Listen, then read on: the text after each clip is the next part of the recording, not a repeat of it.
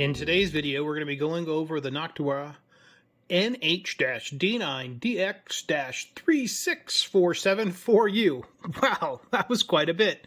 It's a dual fan setup for the 3647 CPU. That's right. So what we're talking about here are these types of CPUs. This is the Xeon Gold 6252. It has an LGA 3647 socket. This is one of the heat sinks that I chose for this particular setup. This is a AS Rock, and you can see the model number. It's EPC 621D8A system board. It's a server/workstation system board, and I had a hard time finding a heat sink that would actually work well in this particular form factor. Plus the depth of this was important too, right? When I put it in my workstation case, is it going to fit? So I took some measurements, picked out in this one. But in this video, I'm going to cover how I actually got this bad boy all hooked up and ready to go. All right, so I went ahead and removed the cooler here. And as you can see, I've got it in all these different pieces, and it's out of its socket right now on the system board. So I want to kind of explain the instructions. The first things the instructions ask you to do, or one of the first things, right, is to choose which type of CPU you have. Of course, it's the 3647 socket. And then what type of actual socket you have. I have the narrow socket. Versus the square socket that they sent an adapter kit for too. So if you had an adapter, a system board that had this style, a smaller, right, it would fit. So you would kind of line this up and see how it fits onto the system board. Obviously this one doesn't fit, right? So we won't be using these brackets or this adapter plate here, okay? So we're going to be using the narrow adapter plate, and that's going to snap on here. So the first thing you do is you mount your CPU into this black plastic thing, okay? Then the next thing you do is you bolt on these brackets right here. You can see I bolted them on right there and right there with those little screws, okay? They give you a nice tool to help you with a lot of this. That's this guy right here. Okay, and it works pretty good. Now what I did was I actually fed the screw or the bolt through the metal piece bracket first, and then kind of aligned it as I went down and tightened it up, and it worked out pretty good. You're also going to need to remove both the fans. And speaking of fans, before you choose out one of these fans, you're going to want to make sure you have the right connector.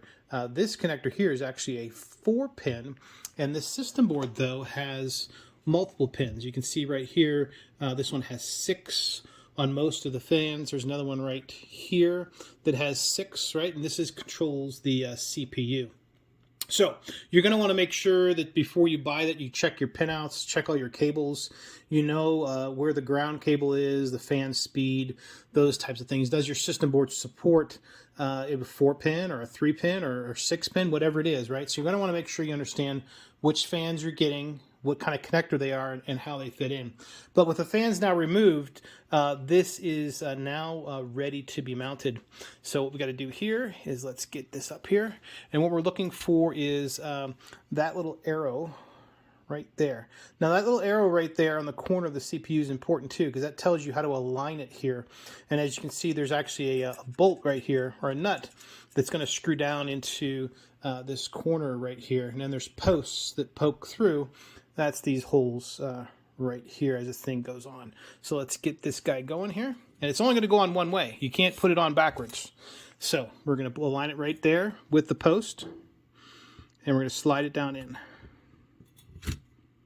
Okay. Okay, so once it's in, what they recommend is you start on this corner, and when those two are snug, not over tightened, right? You'll know when you hit bottom. When you hit bottom, stop. Don't keep cranking it down, right? Get these two done back and forth, and then these two guys right here in the middle, bolt them down. So we're going to take a quick pause. I'm going to bolt it down, and then we'll be right back. All right, so we're bolted down here. As you can see, I've got the bolt finished here, right there. This guy's down, and the one on the other side. Now what I do is I go about 3 or 4 turns, and I go to the other one 3 or 4 turns back and forth. These ones bottom out and lock in pretty hard. These ones here in the middle tend to go snug, so I did a couple turns on this side, then over to this side, back and forth until they were done. Now, as you notice, the fans are not installed, and there's a little bit of a trick getting them installed. The first thing, you want to make sure you have your air direction right. And you can see on the bottom of the fan, let's see if we can get it to come into view here, there's actually a direction or an arrow right there telling us which way to go. As you can see, we want the outflow going that way, right? So it's going to go like this. Okay, so we're going to get this guy in here snug. There he goes. And then this other one.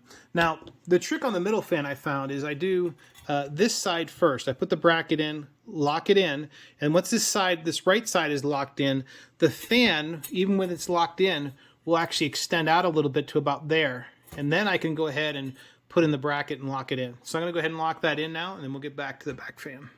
Here's what I was talking about with the fan actually pushing it through. As you can see, this side is locked in here, and it's already latched into the cooler, the heat sink there. But on this side here, I've pushed it out a little bit. That way I can get the bracket installed, and then all I got to do is just move the fan over a little bit, get it square on the top, and then just lock it down right there.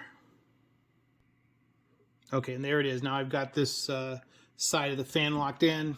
It's pretty flush. Now I just got to get the rear fan installed and then hook up the power. And there's the back of the back fan now installed properly, and it's all ready to go. So as you can see there, now we need to hook it up to the power, and that poses a different challenge here. As you can see, we have these 4-pin connectors here, right? There's 2 of them, one for each fan, but there's only one header for a CPU fan, which is right here. It's a 6-pin. So what we need to do is use this little adapter cable that they provided here, and it allows us to plug in both fans on this end into a 4-pin. So I'm going to go ahead and hook that up. Now, before I did this, I checked the pinout on the system board. I went to the manufacturer site, downloaded the pinout, checked it out. Then I also checked out this particular fan and made sure that its pinouts matched up before I plugged it in, and they did. So let's go ahead and plug that in, and it should be ready to go. Okay, I went ahead and connected both of the fans up to the cabling. And as you can see, the system board is just starting to spin up here a little bit. Starting to boot and go through its initial phases, right? We can see nice and quiet fans spinning here right now. They may kick up the speed when they need to, and that's why it's important to use that header, because that's the CPU fan header, as it goes through its initial checks and gets up and running. So folks, that's about it for installing this particular fan. Like I said, it was a little bit challenging reading all the instructions and trying to figure it all out. But once I kind of sat down and really read them thoroughly, it wasn't too bad. It just was very step process oriented, the documentation was. Thanks so much for watching, and I hope this helps. And if you have any questions, just leave them below, and do hit subscribe. Thanks. Bye.